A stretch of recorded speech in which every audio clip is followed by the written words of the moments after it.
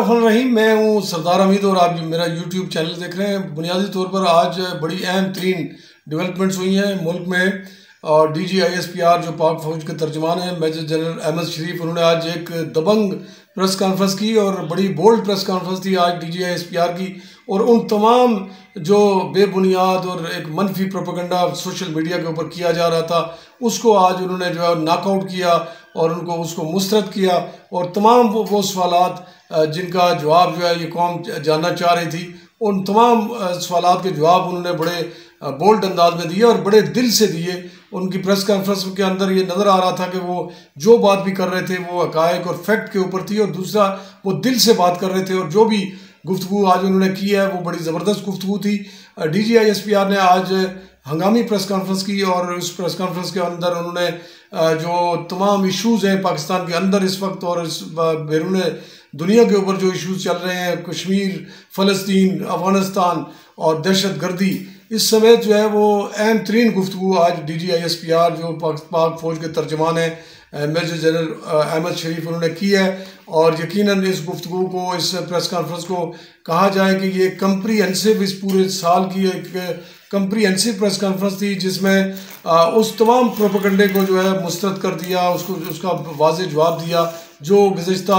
एक साल से तकरीबन और गुज़श्ता कई माह से जो है मुसलसल जो है वो किया जा रहा था। कुछ सियासी चंद जमातों की तरफ से भी ऐसी चीज़ें आ रही थी और ख़ास तौर पर एक पॉलिटिकल पार्टीज़ की हवाले से बातें आ रही थी। दूसरा ख़ास तौर पर उन्होंने आज 9 मई के हवाले से बड़ी खुलकर बात की और उन्होंने कहा कि 9 मई के जो वाक़यात हुए और उसकी वीडियोज़ आज दिखाई गई हैं बड़े नुमायाँ तौर पर कि जो वहाँ पे हदायत दी जाती रही थी उन कारकुनों को, उस जमात के कारकुनों को, और जो लीडर्स वहाँ पे हदायत जारी कर रहे थे, ये भी बड़ा नुमाया उन्होंने आज एक आप ये कह सकते हैं कि नाकाबिल तर्दीद जो एविडेंस थी वो आज DGISPR सामने लाए। और उन्होंने कहा कि इस पर जो है कौम फैसला करे कि क्या 9 मई के वाक़यात जो थे वो दुरुस्त थे और क्या ऐसे लोग जो है वो माफ़ी के मुस्तहिक हैं। तो ये बड़ा उन्होंने आज बोल्ड तरीके से जो है उनको जवाब दिया है। जो सोशल मीडिया के अंदर एक प्रोपेगेंडा कर रहे थे कि शायद इलेक्शन के अंदर जो रिजल्ट्स आए हैं उससे शायद 9 मई के वाक़यात जो हैं उसका वो जो बयानिया था उसको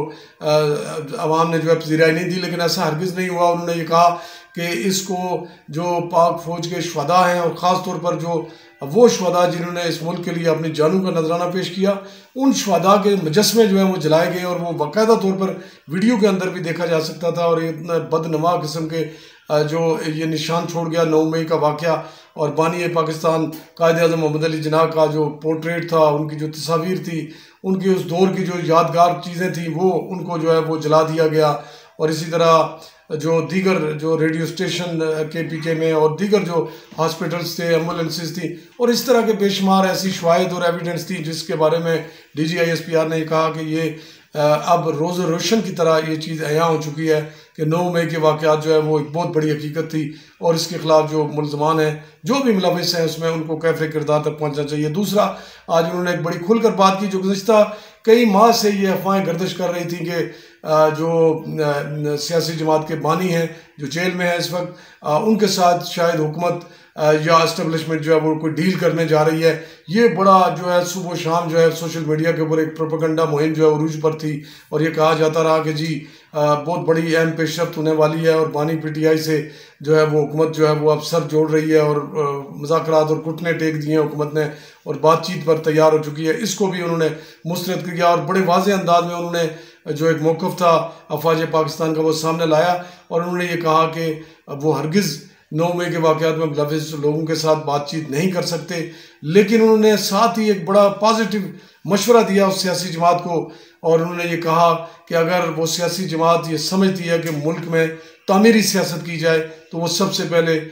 कौम के सामने आकर 9 मई के वाक़यात पर माफ़ी मांगे, कौम से, पूरी कौम से माफ़ी मांगे, चूँकि ये नुकसान जो हुआ था पूरी कौम का हुआ था, उससे माफ़ी मांगे और उसके बाद जो है वो तामीरी सियासत में हिस्सा लें। तो ये रास्ता उन्होंने बता दिया। लेकिन उन्होंने कहा कि किसी हवाले से भी ना तो एस्टेब्लिशमेंट किसी तरह के मुज़ाकरात उस जमात के लीडर से कर रही है और ना ही किसी तरह का कोई ऐसा मैसेज या कोई जो सिलसिला है वो हुआ है। ये बिल्कुल बेबुनियाद बातें हैं। उन्होंने ये भी कहा कि अगर बातचीत होती भी है किसी लेवल पे जाके और वो भी माफ़ी के बाद, अगर पूरी कौम से माफ़ी मांगते हैं वो और अपने इस 9 मई के वाक़यात से वो पीछे हटते हैं और उस पर वो कौम से माफ़ी मांग कर तामीरी सोच के अगर यकीनदानी कराते हैं, तो फिर भी सियासी जमातें उनके साथ बातचीत कर सकती हैं। लेकिन हमारी हद तक जो है ऐसे लोगों के साथ किसी की तरह के कोई मुज़ाकरात किसी लेवल पे ना हो रहे हैं और ना आइंदा होंगे। एक तो ये जो सोशल मीडिया के ऊपर जो अफवाह साज फैक्ट्रियाँ थी जो अफवाहें चला रही थी, उसको जो है वो दम तोड़ गई हैं इस बड़ी प्रेस कॉन्फ्रेंस के बाद। DGISPR ने एक बड़ी बोल्ड प्रेस कॉन्फ्रेंस की। इसके साथ साथ उन्होंने ये भी कहा कि दहशत गर्दी जो है वो एक बड़ा मसला है पाकिस्तान का, और अफगानिस्तान का जो इस वक्त अफगानिस्तान की निगरान अबूरी हुकूमत है वो अपना रोल प्ले नहीं कर रही। बारह उनको बताया गया कि पाकिस्तान के अंदर जो भी दहशत गर्दी हो रही है इसके अंदर अफगानिस्तान की सरजमीन इस्तेमाल हो रही है और दहशत गर्दों को वहाँ से सपोर्ट मिल रही है और वो पाकिस्तान के अंदर दाखिल होकर दहशत गर्दी के वाक़यात में मुलविस हैं। नंबर एक ये बड़ी बोल्ड बात थी और इसमें एक बार फिर वाज़े किया अफवाज पाकिस्तान के तर्जमान जनाब मेजर जनरल उमर शरीफ ने कि माफ़ कीजिएगा मेजर जनरल अहमद शरीफ ने ये बात बड़े वाजे अंदाज में कही कि अफगान हुकूमत ने दोहा माहिदा जो किया था वहाँ पे उसकी खिलाफ वर्जी की है। और अब भी हम उनको कहते हैं कि वो ब्रादर इस्लामी मुल्क होने के जो बिना पर हम उनके साथ जो है वो किसी लेवल पे भी हम आगे नहीं जाते, लेकिन उनको चाहिए कि वो अपनी तरफ दहशत गर्दी को रोकें। और जितने एविडेंस थे उन्होंने बताया, जो अफगान दहशत गर्दों ने जो इंकशाफात किए हैं वो बताया कि कैसे उनको ट्रेन करके पाकिस्तान के अंदर दाखिल किया जाता है। इसी तरह दीगर जो अहम मौज़ूआत थे उनका आज बड़ा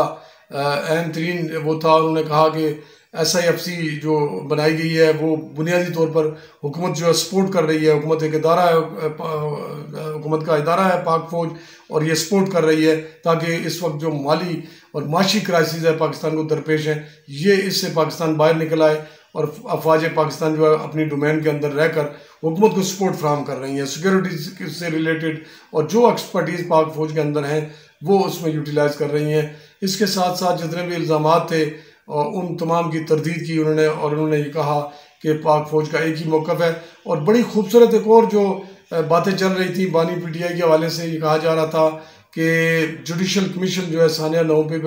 मई पे बनाना चाहिए और जुडिशल कमीशन तहकीकात करें। तो उन्होंने इस चैलेंज को भी कबूल किया और अफवाज पाकिस्तान के तर्जमान ने और DGISPR ने ये बड़ा वाज़े कहा कि अगर जुडिशल कमीशन बनता है तो फिर जो 2014 में जो धरना दिया गया था और जो हुकूमत के ऊपर, उस वक्त की हुकूमत के ऊपर जो चूँकि नून लीग की उस वक्त हुकूमत थी, उसके ऊपर जो एक दावा बोला गया था और रियासत के ऊपर दावा बोला गया था, PTV के अंदर तोड़ फोड़ की गई थी, तो उसकी भी तहकीकात होनी चाहिए कि वो क्या मकासद थे, वो धरना क्यों दिया गया और इसके पीछे जितने भी लोग थे वो भी मंजर आम पे आने चाहिए। तो ये चैलेंज भी उन्होंने कबूल किया है और उन्होंने कहा कि अगर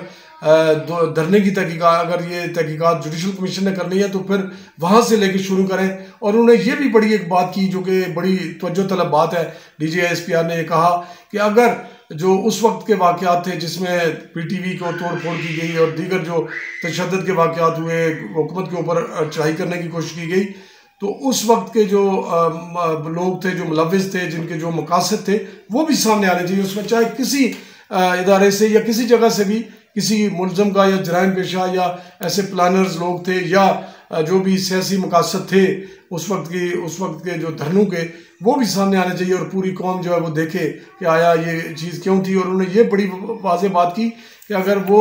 जो उस वक्त के वाक़यात थे उनके ऊपर इन लोगों को सज़ाएँ दी जाती तो आज शायद ये 9 मई के वाक़यात दोबारा ना होते। तो ये बड़ा उन्होंने चैलेंज कबूल किया और उन्होंने कहा कि कोई भी जुडिशल कमीशन अगर बनता है तो तमाम तर तहकीकात होंगी। फिर माजी से वो देखा जाएगा कि ये सियासी जमात कब से आई है और इसने क्या क्या रोल प्ले किया और जो धरने दिए गए थे वो क्यों दिए गए थे। एक और बात जो बड़ी अहम थी, मिसिंग पर्सनस के हवाले से जो इल्ज़ाम आयद किया जा रहा था उस पर बड़ा वाज़ेह उन्होंने आज खुलकर जवाब दिया। उन्होंने कहा कि बहुत से ऐसे लोग हैं जो दहशत गर्दी में इन्वॉल्व हैं लेकिन उनको मिसिंग पर्सन की, लापता अफराद की फहरिस्त में शामिल करके पेश किया जाता है और इसको पॉलिटिकली जो है ख़ास तौर पर सिक्योरिटी फोर्सेस के ख़िलाफ़ और एस्टेब्लिशमेंट के ख़िलाफ़ इस्तेमाल किया जा रहा है। लेकिन ऐसी कोई बात नहीं है, इस पर एक जुडिशल कमीशन कायम है, उसने तकरीबन 80% केसेस जो है उनका हल निकाल लिया है। किसी भी पाकिस्तानी शहरी को बिला गैर ज़रूरी तौर पर किसी सूरत भी जो है वो कोई मिसिंग नहीं कर सकता, चे जाएगी कि उसका किसी तंजीम से या किसी दहशत गर्दी से तल्लक ना हो। तो एक और बात जो उन्होंने आज की है वो भी बड़े वाज़ेह अंदाज में की कि अफवाज पाकिस्तान का अपना एक रोल है और फ्रीडम ऑफ एक्सप्रेशन पे बड़ी खुलकर बात हुई और उन्होंने आर्मी चीफ के बयान का भी हवाला दिया जो 2-3 रोज़ पहले आर्मी चीफ ने एक बड़ा वाजे कहा था कि आर्टिकल जो आइन का